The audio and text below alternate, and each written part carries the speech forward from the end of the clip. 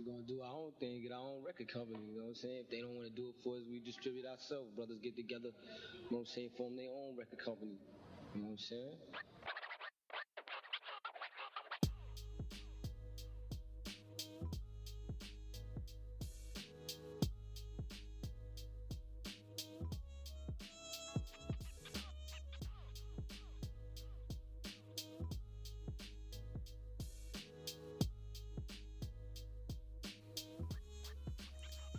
You ever heard someone say, "Well, I made it because I work hard"? What's stopping you? Yeah, that's that little sentence right there. That's the lie. And that's the lie that built this country, the lie that shaped our policies, the lie that we feed our kids in schools and poor people in job interviews. If you just pull yourself up by your bootstraps, you'll be fine. And let's say this up front, we're tired of it. We're tired of hearing this because I've seen people work hard, really hard. My parents work really hard, and I've seen people working 2, 3 jobs, hustling every hour of the day, sacrificing sleep, time with family, their health. And you know what they got for it? Nothing. Still broke, still living paycheck to paycheck, still one emergency away from disaster. So let's be clear, this whole bootstrap narrative, it's not just a lie, it's a weapon. A way to blame poor people for being poor. And it's a way to excuse billionaires for hoarding resources. A way to shame people into silence and keep them from demanding something better. Because if you struggle, it's your own fault apparently. Then why bother organizing? Why fight back? Why question the system? And this episode right here, it's personal as well because I'm an immigrant. I've lived through what it means to try harder in a system that was never built for you. And I watch people do everything they were told. Learn English, follow the rules, go to school, show up on time or early, and still be locked out of opportunities. So I'm not interested in fairy tales today because we're telling the truth again every time. And here's the truth. The American economy does not reward hard work. It rewards wealth, connections, and whiteness. Yes, I know. Everybody's going to say, but what about this? And it's like, we'll get to that. It rewards people who start the game with a head start and then has the audacity to look back and say, why aren't you running faster? Why aren't you working harder? So let's talk about where this lie even came from. Like, did you know the phrase "pull yourself up by your bootstraps" was originally sarcastic? Like, it was used to describe something impossible. You literally can't pull yourself up by your own boots. That's the point. But somewhere along the way, the sarcastic joke turned into a gospel of truth, especially during the late 1800s and early 1900s, when rich white men were making money off the labor of immigrants, freed slaves, factory workers, and children. They needed a story to justify why they were on top. So they told themselves, it's because I work harder, I earned this. Not because they inherited land, not because they exploited people, not because the government literally handed them land through things like the Homestead Act while denying it to black families. No, it's just hard work, bro. And let's fast forward. The myth got stronger to the 20th century, and by the time Reagan showed up in the 80s, he weaponized that sucker. And he gave us the welfare queen lie, the image of black woman scamming the system while ignoring the reality of corporate welfare and generational wealth. And he gutted social programs in the name of self-reliance, of financial responsibility. While he was handing out tax cuts to the rich, and it worked. Not for the people, but for the rich people. And people actually started voting against their own interests because they believed this lie. They believed that if they just work harder, they could just make it, right? And if they didn't, well, that was their fault. Not the system, not the history, not the laws, their fault. Let me say this loud and clear. Working hard in America will not make you rich. You're not going to become a millionaire from your day job. You're not going to own a home just by skipping Starbucks. You're not going to escape poverty by manifesting it or making a vision board. Because this country has built-in roadblocks. And some of y'all don't even know they're there because you've never had to climb over them. Let's think about this. If working hard made people rich, the farm workers will be millionaires. The janitors, nurses, teachers, they'll be the wealthiest people in the country. But they're not. They're struggling. Meanwhile, CEOs sit in their asses all day, or bankers moving numbers around, or landlords collecting checks while doing nothing. They get richer by the minute. That is not a meritocracy. It's a scam. And we've been sold it with a smile wrapped in patriotism, personal responsibility, and the good old Protestant work ethic. Now, don't get me wrong. I'm not against working hard. I've done it. My family's done it. But let's stop pretending that hard work equals success. Because here's the truth. Hard work might get you barely enough to survive. But to succeed, you need access. You need connections. You need safety nets. And that's what most people don't have. And let me tell you what success really looks like in this country. Success is having parents who can help you with that down payment. Success is not being buried in student loan debt. Success is not being redlined out of a neighborhood. It's not having your name thrown in a trash because it sounds too ethnic. It's having the freedom to fail without being destroyed by it. And most people, especially poor people, black, brown, immigrant families, don't have that luxury. So this episode isn't just about guilt. It's about the truth, because the people who bought the myth the hardest, they're often the ones hurting the most. They believe they failed because they didn't try hard enough. They blame themselves for a rigged system. And that's not just cruel, that's a psychological abuse on a national scale.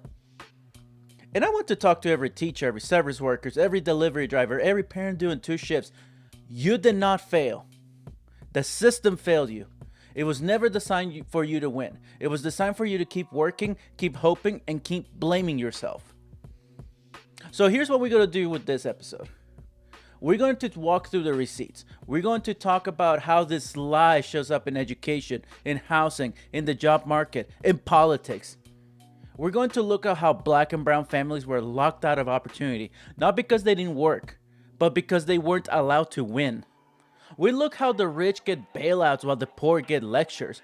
We'll look at how the myth of merit is used to deny justice, block policies, and shame the very people who hold this country together.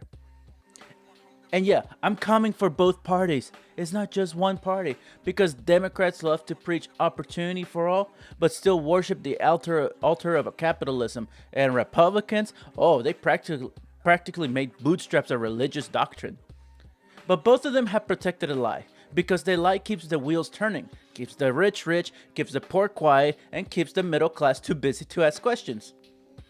So if you're tired, if you're working yourself into the ground and still not getting ahead, if you've done everything right and still can't breathe, you're not the problem. The problem is the lie and the people who built their empires on it.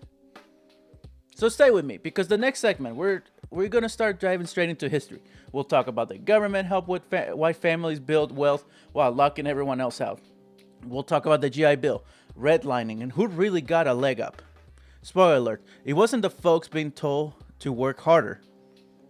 It was the ones who already had the boots and the whole damn ladder. So grab a drink, take a breath, and get ready, because by the end of this episode, you're going to see how deep the lie goes. And you're going to understand the fighting back doesn't mean you're lazy. It means you finally woke up. And this is the problem with the lies we tell. And this one's about the lie that keeps American working and struggling. Let's go.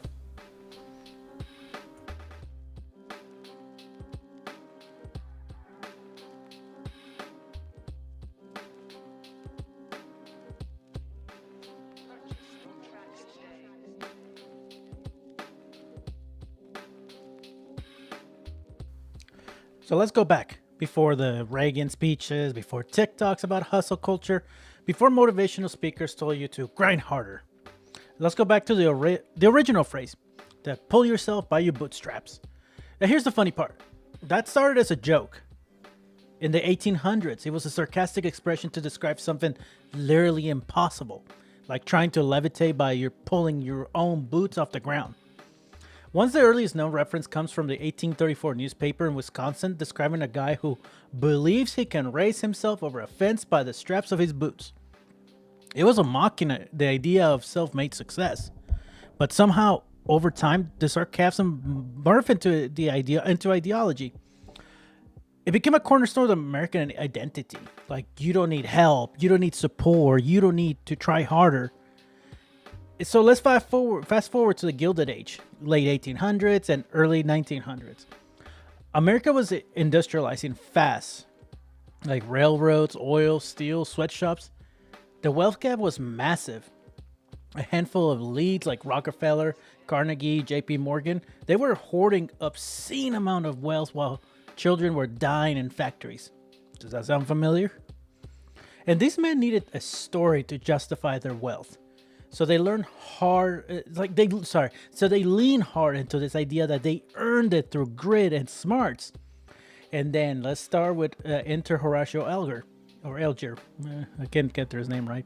The author who basically wrote the Bible, the Bootstrap myth. His dime novels follow poor young boys who made it big by working hard, being honest, and getting lucky. The kicker? Alger's own success came from wealthy patrons, and he was forced to resign as a minister after allegations of child molestation. Isn't that something? Like, I just talked about that in my other Monday episode. So even the guy who sold the American dream didn't live it or deserved it, but people ate it up because the bootstrap myth made poverty a personal failure, not a systematic outcome, and it gave the rich a free pass. Now here's where the lie starts to get a little shaky. And let's fast forward in time a little bit. During the Great Depression, the whole country hit a rock bottom. Hardworking people were starving, jobless, and angry. And you couldn't exactly tell a Dust Bowl farmer in Oklahoma to just hustle harder. That didn't play. So what did the government do? Well, FDR rolled out the New Deal. Massive government intervention. Jobs programs, Social Security, unemployment insurance, the first minimum wage. And guess what? It worked. Millions of Americans got back on their feet, not because of bootstraps, but because of support.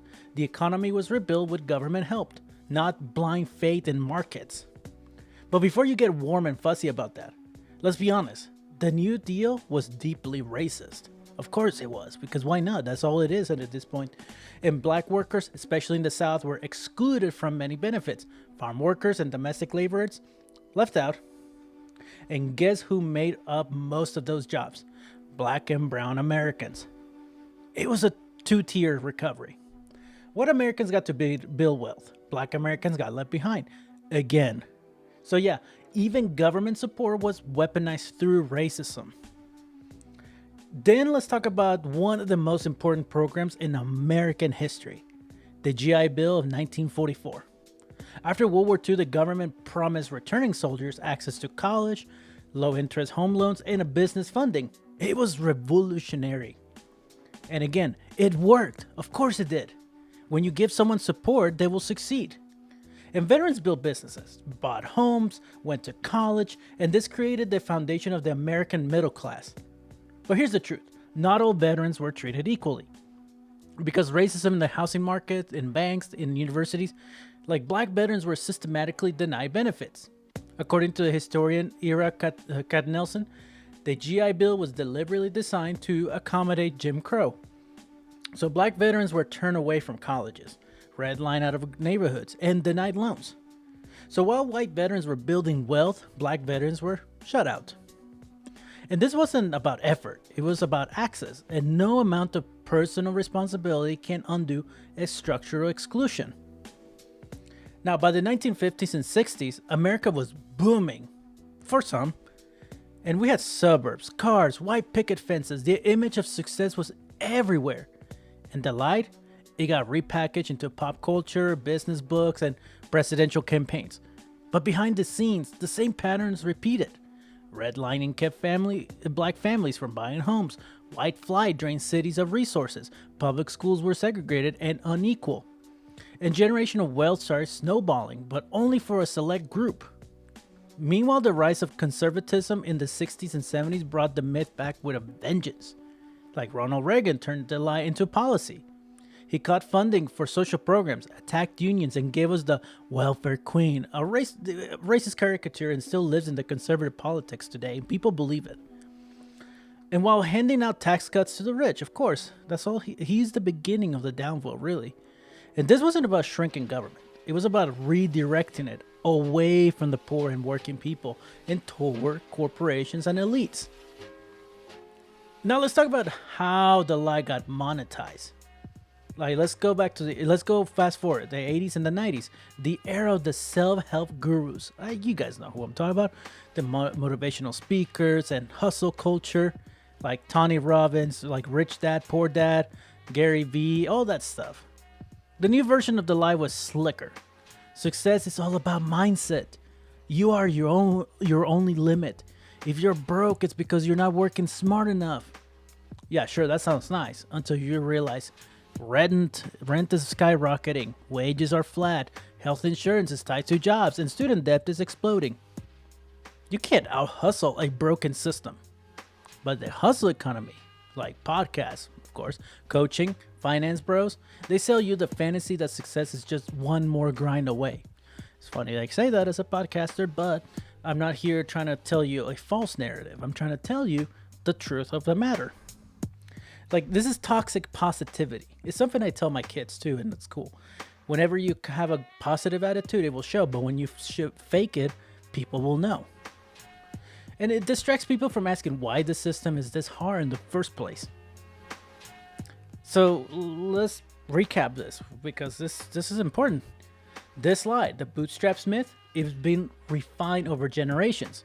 From a sarcastic joke to Horatio Alger novels to Reaganomics to TikTok hustle culture. Like the Nelk Boys, Andrew Tate, Jake Paul, Logan, all those people. And it's been PVD, whatever the PVD podcast, whatever those people, it's been used to justify inequality, deny government help, shame the poor, and make the rich feel virtuous. But every step of the way, there was evidence, historical, statistical, personal, that hard work alone was never enough. And we'll talk about that later. Like, we're going to keep talking about this. Like, we're diving into the structural inequality. Like, we'll talk about how wealth is passed down, how systems are rigged, and why the merit myth is it's a cover for injustice. It's like, because the truth is, most people aren't failing the American dream. The American dream is failing them.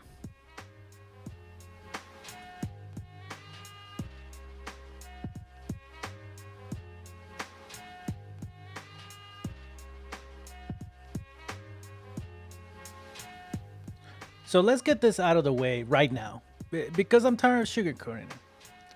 The system isn't broken per se. It's working exactly the way it was designed to. Now you would say, well, what do you mean by that? Didn't you say it was broken? Yes, it's broken for the poor, but it was designed that way by the wealthy. It was designed to be broken. That way it only benefits the top of the pyramid instead of the bottom. And that's the trap of the bootstrap lie. It makes it look like the playing field is level. It's a level, and your failure is personal. But if you zoom out, the patterns are obvious. Who gets the wealth? Who gets stuck in debt? Who inherits property, connections, and legacy? And who gets told to grind harder? Like, this isn't about motivation. It's about math. It's about history. It's about policy.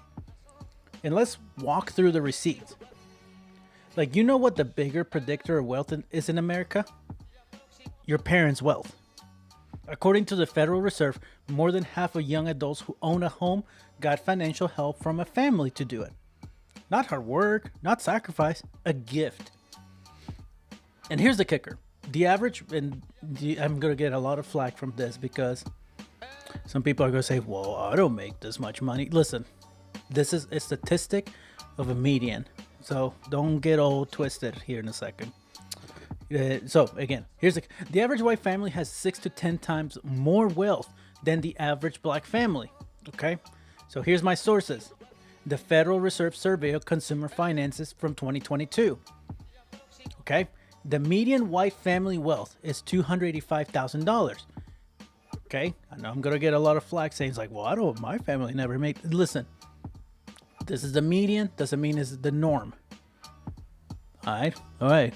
Don't get old. If you will have a problem, go to the Federal Reserve Survey to fight me about it. But then we have the median black family wealth, $44,900, so $45,000, and the median Hispanic family wealth is $61,600. And this didn't happen by accident. Like, this happened through policies like redlining, exclusion from the GI Bill, predatory lending, unequal education funding, the war on drugs targeting communities of color. And yet people still say, well, my grandpa worked hard for what he had. Cool, so did everybody else's grandpas. But your grandpa wasn't redlined. He wasn't denied loans because of his skin. He wasn't forced into a segregated school with 40-year-old textbooks. Like this, let's be real, most wealth in America was never earned. It was inherited or extracted.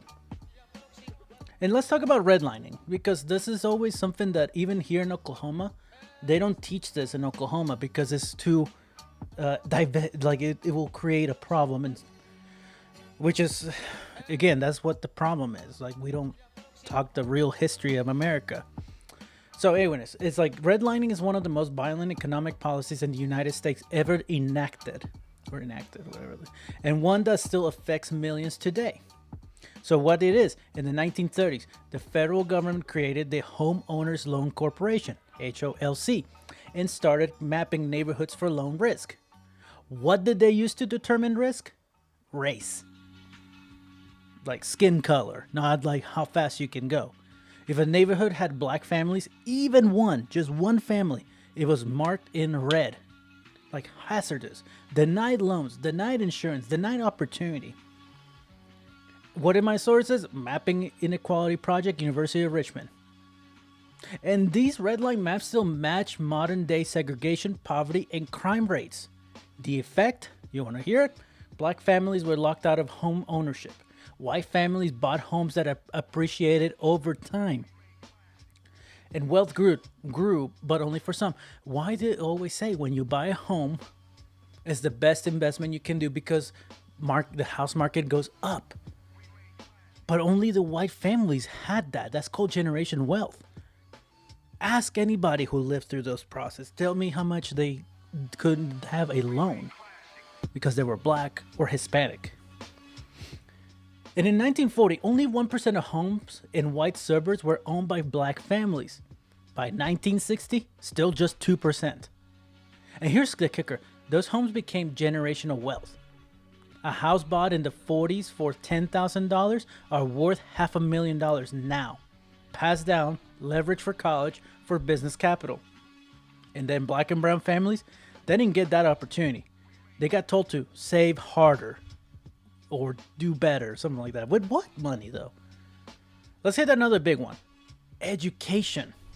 Supposedly the great equalizer. I believe that it is the great equalizer, but it's tough to do it when you don't provide the resources to a certain demographic. And that's that lie we tell kids, right? Stay in school, go to college, get ahead. Now, but what kind of school? What kind of college? What kind of debt? In America, public schools are funded through property taxes. You know what that means, right? Rich neighborhoods, well-funded schools. Suburbs, duh. Poor neighborhoods, underfunded schools. Or urban. In black and brown communities, they're neglected, overcrowded, under-resourced. Here's a fact. When I work at a school, my previous school, it was considered an urban school, and I remember the last year I was in that school, we one teacher had up to 40 kids in one per class. This teacher taught 6 classes of 40 kids each. But if you go to a suburb school, it's about 15 for 5. See the difference here, guys? If you're expecting a teacher to be able to teach 40 kids at once, not everybody's going to get the same education. None. That's a fact. Now, here's another thing. In 2019, majority white school districts received $23 billion more in funding than majority black districts, even when controlling for poverty. You can't compete in the same race when the other person is driving a Tesla and you're barefoot on gravel. Then we send kids into college, where tuition has tripled, quadrupled in 30 years, and call it opportunity. But students of color are more likely to borrow, more likely to take longer to finish, and more likely to leave in debt or not even graduate and leave in debt without a job they were promised. That's not a ladder, that's a trap. Of course it is. And let's talk about labor. You know, the people who clean hospitals, teach kids, build roads, grow food, deliver your Amazon order. Real work, hard work. According to an Economic Policy Institute, since 1979, worker productivity in the United States has increased by 61.8%. So whenever they say that this generation's lazy, tell them to fuck off because it's not true. This generation and the previous are more productive than their counterparts before. Okay, so but here's the thing. So productivity increased 61.8%, but hourly pay has only increased by 17.5%. So let me say that again. You're working harder but not getting paid for it. That's not accidental, that's policy. And what happened with this? Unions were gutted. The minimum wage hasn't kept up with inflation. The right to work laws weaken worker protections. And yet somehow, if you're broke, it's your fault? Bro, you could work 60 hours a week at $7.25 an hour and still be under the poverty line for a family. Hard work doesn't lift you out. It just burns you out. And that's the point. Now, here's my favorite trick of the rich. Act like the government only helps poor people. Like, act like welfare is why we're broke. So let me break this down. In 2022, the United States spent $3.5 trillion with the capital T on corporate subsidies, tax breaks, and financial sector bailouts. Meanwhile, TANF, what we think of as welfare, was about $16.5 billion. That's less than 0.5% of the federal budget. And you telling me they have money to be able to bail out corporations and the rich, and give them tax breaks, but not be able to give some food for poor people? Okay. And so who's really getting the handouts? Oh, here we go. Airlines, big oil, banks, Amazon, Walmart, private equity firms.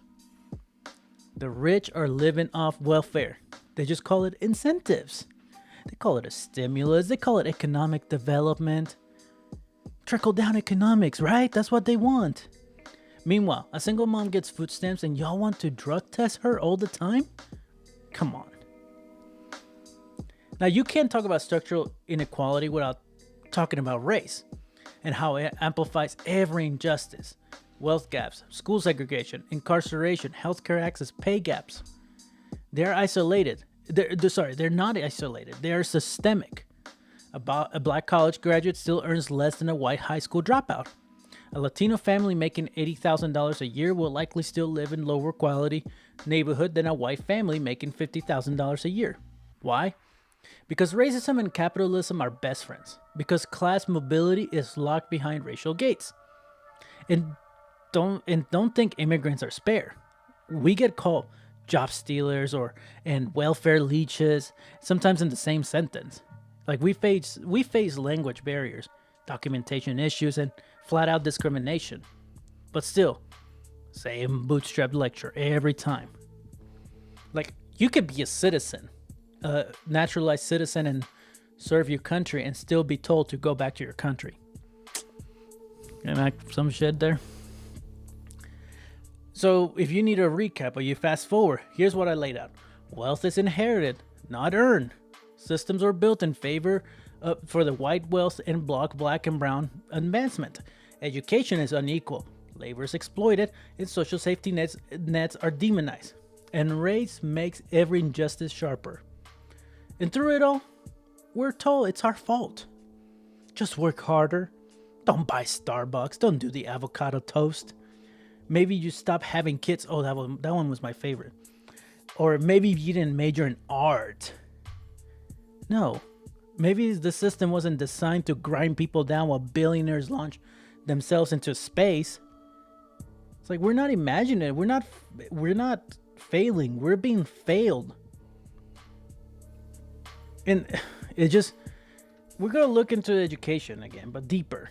So, like, let's stick with me because this is gonna be like because if one more person tells me education is the key, I'm gonna ask them, whose door does it open?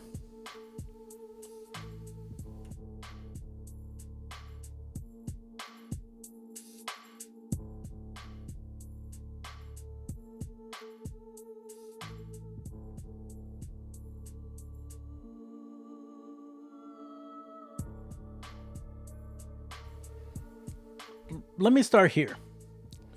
I mentioned I'm a teacher and I believe in education. I believe it can change lives because I've seen it happen. It changed it for me. But I also know this. The way education is set up in this country is not a ladder. It's a sorting machine. It's built to lift some kids up and grind others down. It claims to be a meritocracy, and like you study, you score high, you succeed. But that only works if we pretend every kid starts from the same place. Because guess what? No, they don't. And the people pushing the myth, they never taught in a classroom full of kids who came to school hungry, traumatized, or unsupported. So we'll talk about how America sells education like a ticket to success, but delivers a system designed to reproduce inequality. So let's break that down. Let's start with public schools. We love to say every child deserves a quality education.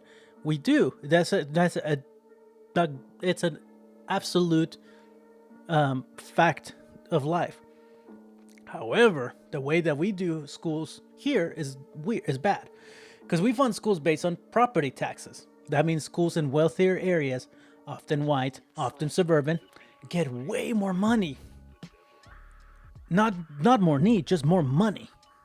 Like, have you seen those nice schools, like especially in Texas, that's like in the suburbs of Dallas? They have like it's ridiculous. So here's the thing: like the average non-white school district receives $2,200 less per student than white districts. That's $44,000 less per classroom every single year. Now imagine you're a kid in an underfunded school, old textbooks, broken AC, overworked teachers, and you're told to compete against kids in rich districts who have robotic labs, AP courses, and tutors. But when test scores come back, they don't blame funding, they blame the kids. And if you speak up as a teacher, you're told to stop making excuses or find your why. Or everybody's going through the same thing. And I hate that so much, especially from my previous principals telling me that when they were making like $100,000 a year and telling us teachers to like, oh, it's just remember your why. Everybody's going through. No. Only our school district was going through that. Anyways, I'll tell you more later. And now let's talk about one of the biggest lies we push. Standardized testing equals ability. Let me tell you something from experience. Standardized tests do not measure intelligence. Same thing with the IQ test. They don't measure intelligence. They measure two things: access and anxiety. If you can afford test prep, you'll do better. If your school teaches to do the test, you'll do better. If you live in chaos, can't sleep, or are learning English, you are screwed. And in 2020, the average ACT scores for students and families earning over $200K were 300 points higher than those earning under $20,000. Because that's not intelligence, that's just income. These tests were literally designed in the early 1900s to weed out the undesirables. Very Nazi style. So Carl Branham, one of the creators of the SAT, was a eugenics. You know, that stuff, that super Nazi stuff. Yeah. What was his goal? To prove white superiority. And yet we still use these tests to decide who gets scholarships, who gets into college, and even which schools get funding. It's a rig, man. It's all rigged. Fail the test, lose funding, fail again. Okay, so you survived the public school system. You work hard, get decent grades. What's the next step? College? Right? Well, let's talk about how college became a debt trap dressed as opportunity. From 1980 to now, college tuition has increased over 1,200%. And while wages have barely moved, the average student loan borrower now graduates with over $37,000 in debt. And for black borrowers, the number is closer to $52,000. That's a nice car, guys. That's a nice Cadillac right there. And here's the kicker. This debt was created on purpose. Okay, here we go. Are you guys ready for this? Here comes my favorite president of them all. In the 1980s, Reagan/federal support for higher education. His education secretary, William Bennett, famously said that government aid caused tuition increases. And instead of fixing that, they lean into privatization and profit. Enter Sally Mae, private lenders for profit colleges. Ain't that some shit?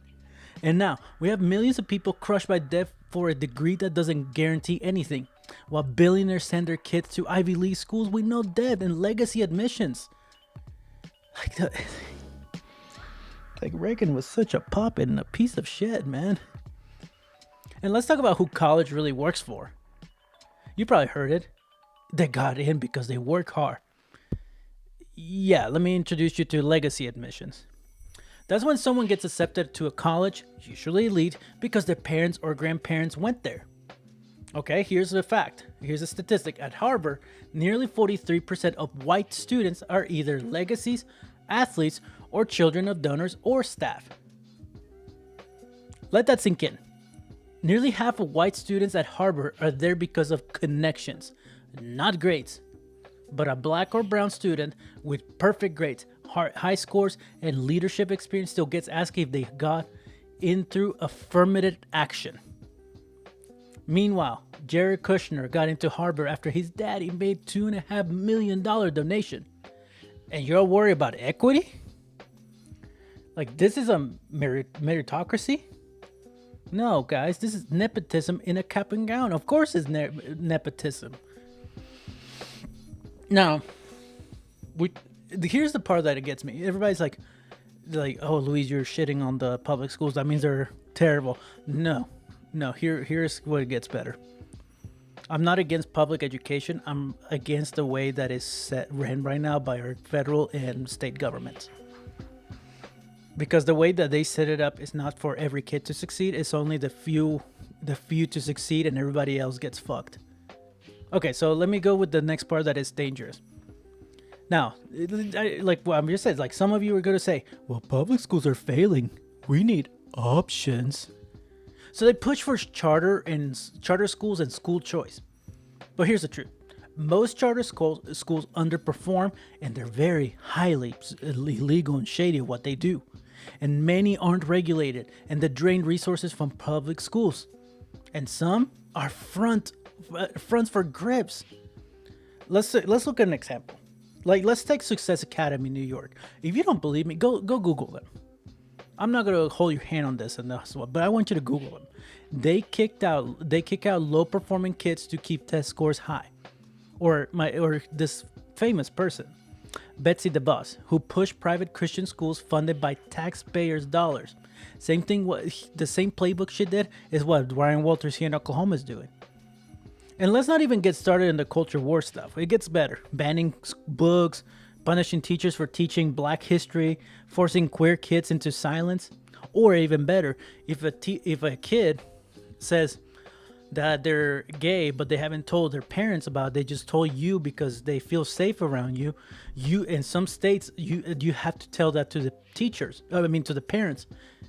Imagine that. A kid puts their trust on to you to be like telling you who they are, and then you backstab them. But it's not their fault, it's the law. This is mainly Florida. And that created a lot of suicide because kids are not safe at home. And here's the thing, like these people, like they do all this culture war and everything, they don't want a better education, they just want obedience. So as a teacher, I'll say this again. Yes, I do believe in education. I've seen that it can open doors. I've seen gives kids some hope. But not because of the system. It's in spite of it. Our students deserve better than outdated textbooks, over-tested classrooms, and soul-crushing debt. Like, they deserve equity, not slogans. They deserve truth, not tracking. And they deserve teachers who can speak out without fear of being fired. Like, this isn't about making excuses. It's about naming the system for what it is. Because if education is truly the key, then we need to ask, who's locking these doors?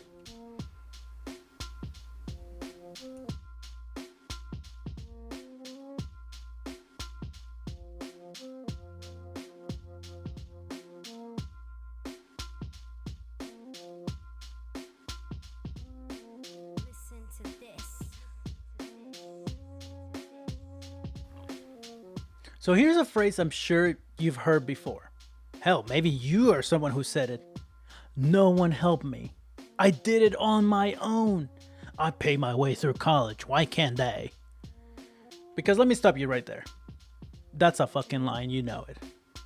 Nobody makes it on their own. Not you, not me, not a single billionaire. And if we're being real, the people getting the most help in this country are not poor people. It's the wealthy, it's the corporations, it's the lobbyists and landlords and CEOs. They're not pulling themselves by the bootstraps. They're getting carried by tax breaks, subsidies, bailouts, and backroom deals. So we're walking through who actually gets help, because if we're going to talk about handouts, let's be honest about where the money goes. So let's define something right now. Corporate welfare. That's when the government uses your tax dollars to fund giant corporations, usually the ones already making billions. Okay? In 2022 alone, the US government handed out over $3.5 trillion in corporate subsidies, like tax incentives and bailouts. That's not going to schools, not to healthcare, not to working families. It's going to companies like Amazon, Boeing, ExxonMobil, Walmart, Lockheed Martin. Like, of course. You think welfare is a food stamp? Like, try a $10 million property tax break to Walmart that built a store that pays workers minimum wage. And when they have the nerve to say, we can't afford free lunch for kids. God, come on, you hypocrite. You don't care about kids.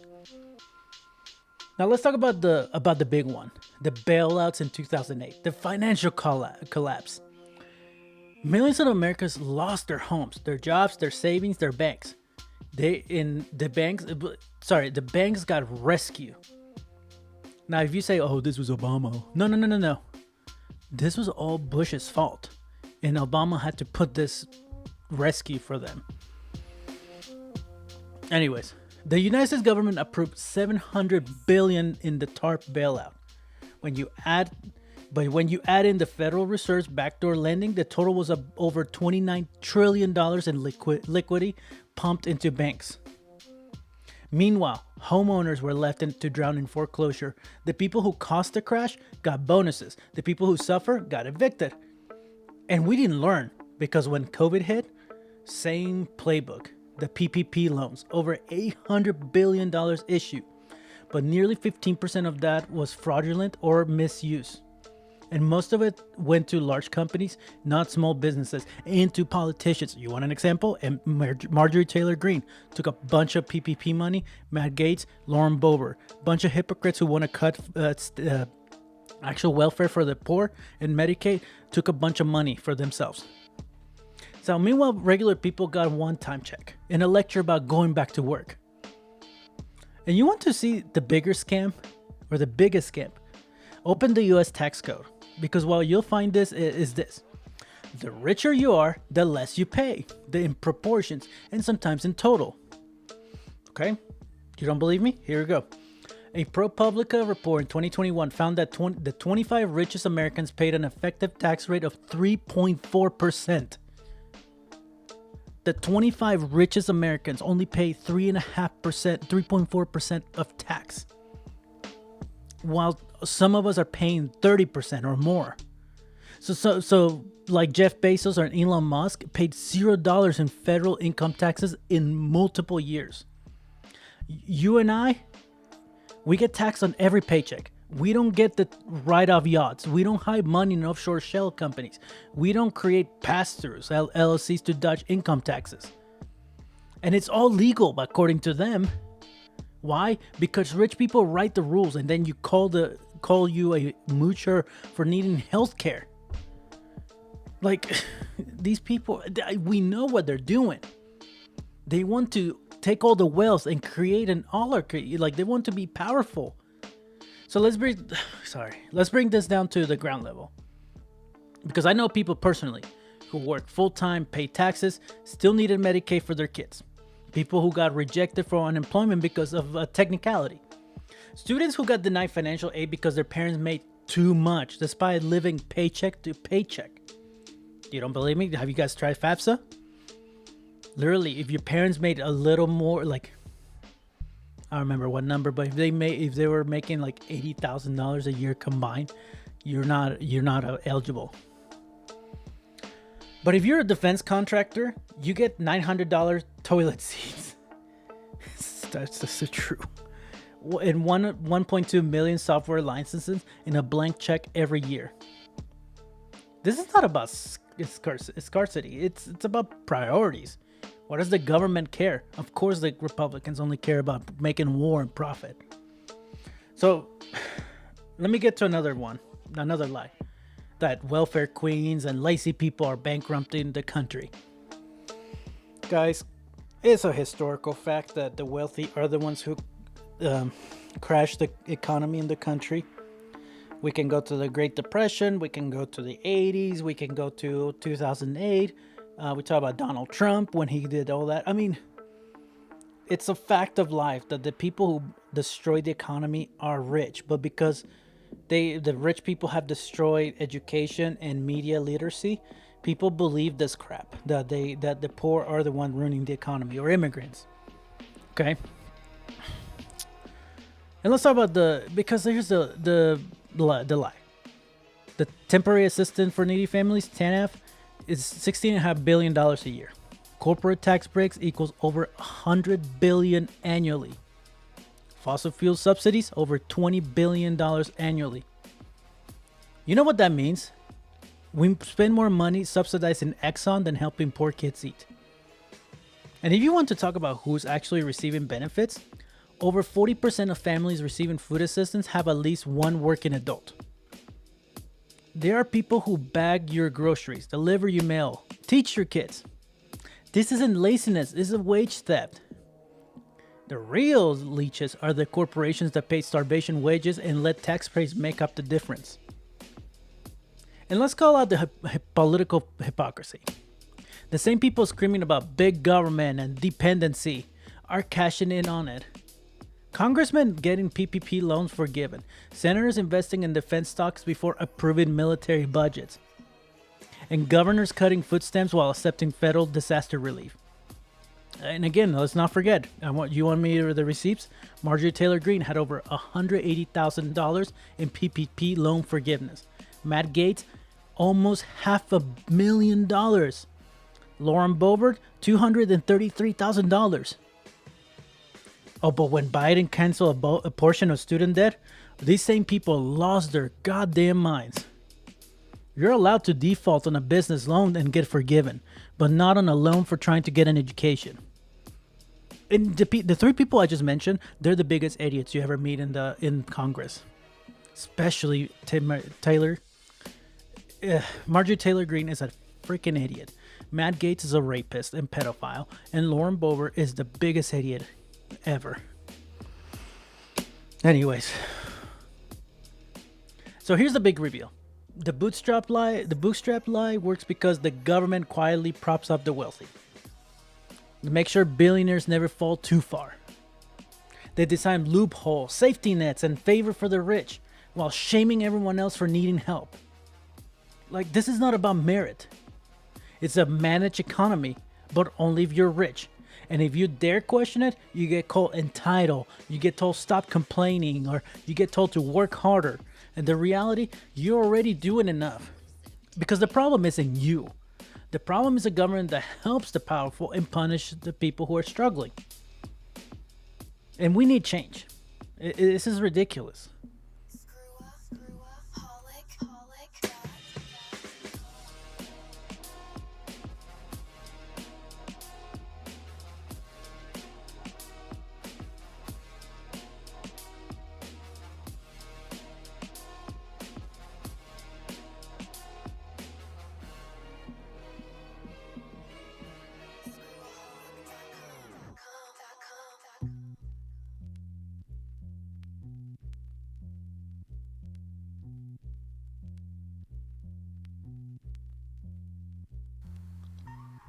So we started this episode talking about a lie.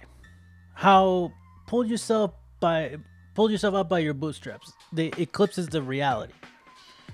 Like over these segments, we trace the origins, expose systemic inequality, dismantle education myths, and show who actually benefits.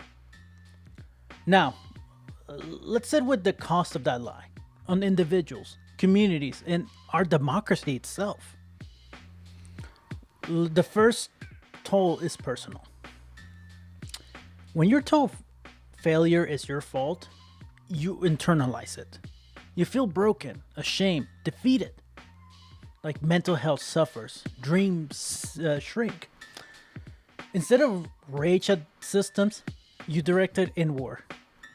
If I just tried harder, it's damaging to your spirit, your mental health. You feel, and I felt the same way when I was in the Marines. Like I didn't get that promotion because I wasn't good enough.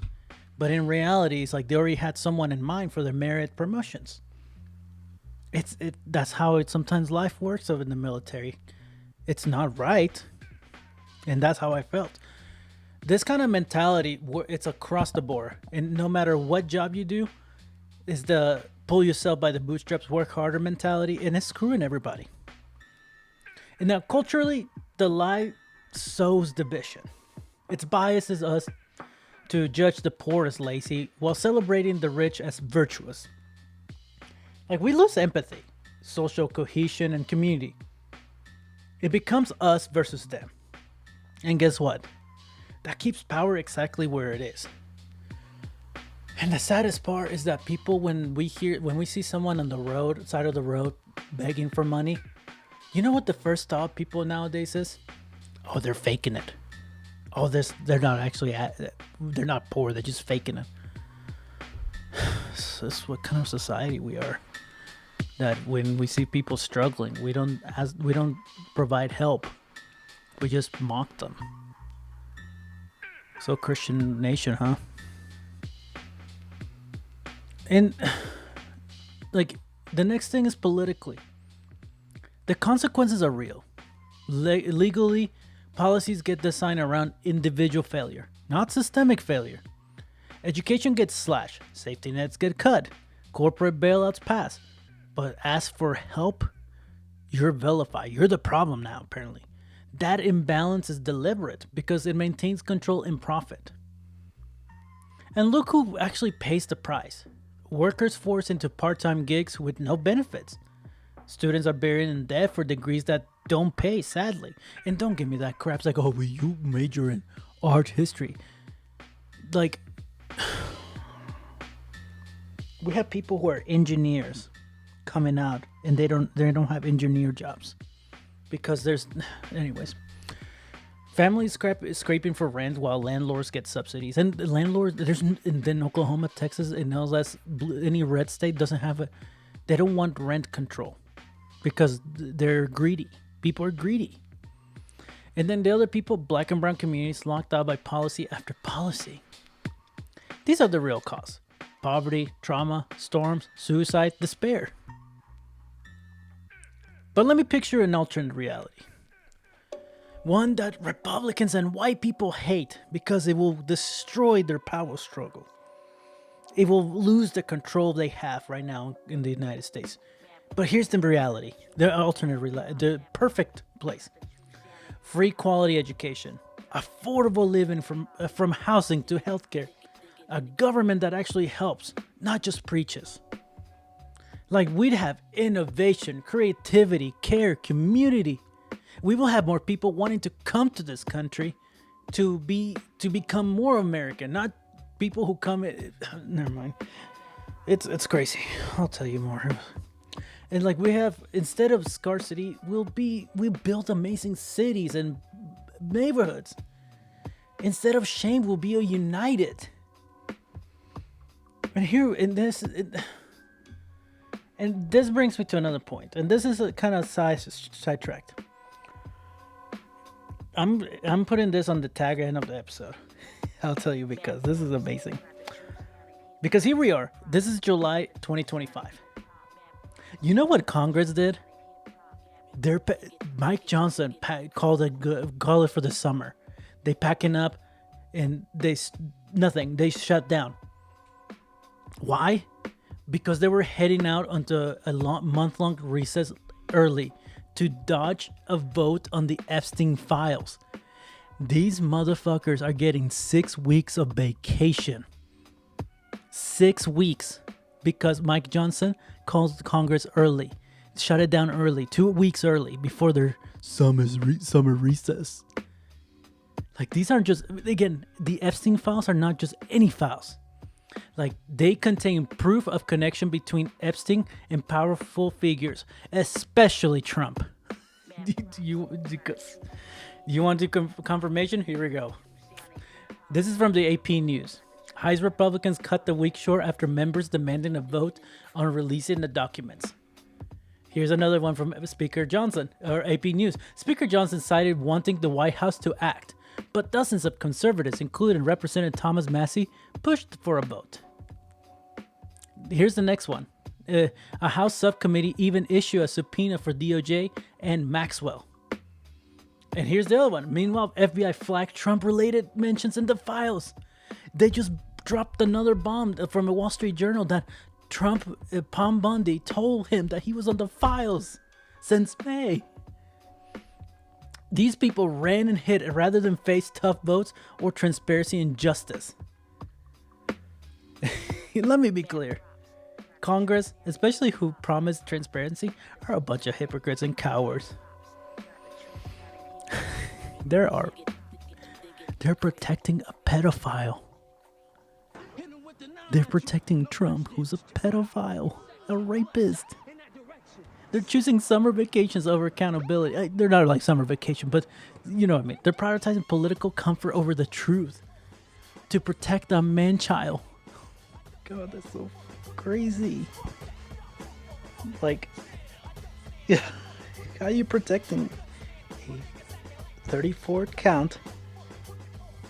You're protecting a felon, and you call yourself the party of law and order. Here again, like, no matter the party, no matter what brand, they're protecting a rapist. And they claim to care about your future, but they just booked their plane tickets back home. Oh my god. It's ridiculous. Anyways, and why am I mentioning this? Because the Republican Party would just pull... They just left are the ones telling us to pull ourselves by the bootstraps. That's why I did this episode. It's so funny though. I bet you money Mike Johnson is in the closet. There's no way that man is not secretly gay. It's just no way. And then Trump is scared. He is scared of these files because he should be. He is a sexual assault rapist. And he knew about sexual trafficking of minors. So he's a sexual assault, he's a rapist, and a pedophile. Great way for the Republicans because that's what they believe in. I mean, I made many episodes about the Christians, the Christian church and the Catholic church hiding pedophiles. Trump loves those people. So here's what I'm going to leave you with. Here's the real test. Will, with these people, this lie about Trump and the Bootstraps party define who we are? Will we accept shame when the system betrays us? Or will we stand together, demand help, not blame, but in truth? Not distraction, justice, and not vacations. Because the cost of the lie isn't just money or policy. It's our humanity, guys. Like, the world is watching this right now. Go watch any international news and see what they're talking about because they have their eyes set on this. And to the Democratic Party, we don't need bootstraps. Sorry, not just the Democrat. Congress, we don't need bootstraps. We need you to do your fucking job. We deserve that as the people. Anyways.